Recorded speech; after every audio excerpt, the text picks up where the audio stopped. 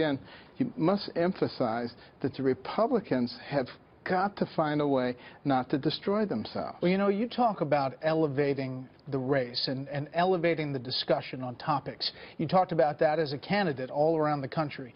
And this statement from the Trump campaign tonight saying lying Ted Cruz was coordinating with his own super PACs, which is illegal, who totally control him. Quoting now, Ted Cruz is worse than a puppet. He is a Trojan horse being used by the party bosses attempting to steal the nomination from Mr. Trump. What do you think of that statement?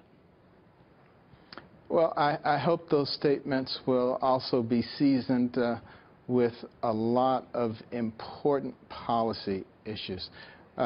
This one naming the people, for instance, who are going to be considered as nominees for the Supreme Court, and talking about some other important leadership positions, talking about actual policies. What are we going to do about the tremendous debts that are inflicting the next generations?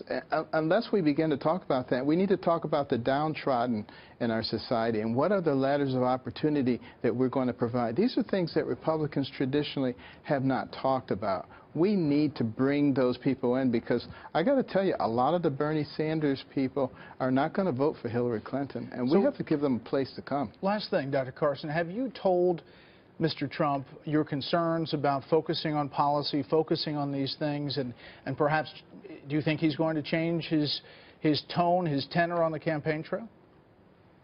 I believe he's going to be adding a lot more substance, a lot more policy.